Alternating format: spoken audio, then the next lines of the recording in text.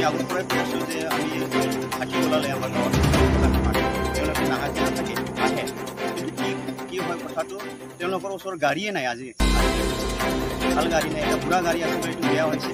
কালি মাতিছোঁ আমি, আমাৰ গাড়ী নাই, যাম তথাপিও আহিছে বেছি কষ্ট কৰিবলৈ। পিছত আৰু ৰাতিপুৱালৈকে নাথাকিল তেওঁলোকে, যাই যাই আৰু মোৰ ঘৰত সোমাই পেলাই মোৰ বাৰাণ্ডাত উঠি পেলাই আৰু সোমাব খুজিছিল হাতী। তাৰপিছত মই পৰিচয় কম কৰিলোঁ, এই হাতীটো যোৱা নাই, মোৰ কিবাতে আছে, বাৰীতে আছে, খেদাৰ ব্যৱস্থা কি আছে, আমাৰ গাড়ীয়ে নাই বোলে। তাৰপিছত যোৱাকালি মই ৰেঞ্জাৰ ছাৰৰ লগত আলোচনা কৰিছিলোঁ যে সি যোৱাকালি মানে তামোল ভাঙাইছেতো আমাৰ এই হাঁফাৰ গাঁৱত।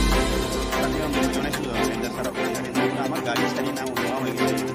চৰকাৰৰ আৱদ্ধ জনাব বিচাৰিছোঁ যাতে আমাৰ এইখিনি অঞ্চলত বিশেষকৈ হাতীৰ উপদ্ৰৱটো বেছি হয়।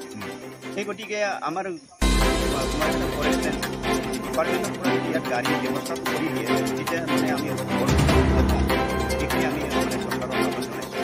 চৰকাৰী ডিপাৰ্টমেণ্ট মানে ফৰেষ্ট ডিপাৰ্টমেণ্টৰ গাড়ী ভাল গাড়ী দিলে তেওঁলোকে মানে পটককৈ আহি পেলাই আমাক ৰেস্কিউ কৰিব পাৰে, সেইখিনি আমি আশা কৰি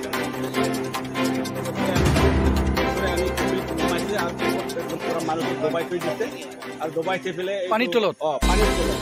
তাৰপিছত তেওঁ ল'ৰাবিলাক আছে আৰু গাঁৱৰ মানুহ এজন নতুন আহিলে,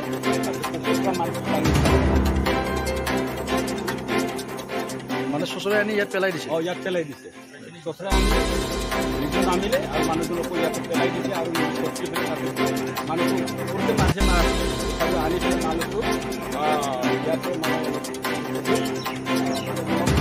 থৈ দিছে। মানে মানুহজনক মানে বিশ্বাস কৰি ওলাব লগা হৈছে পুখুৰীৰ পৰা।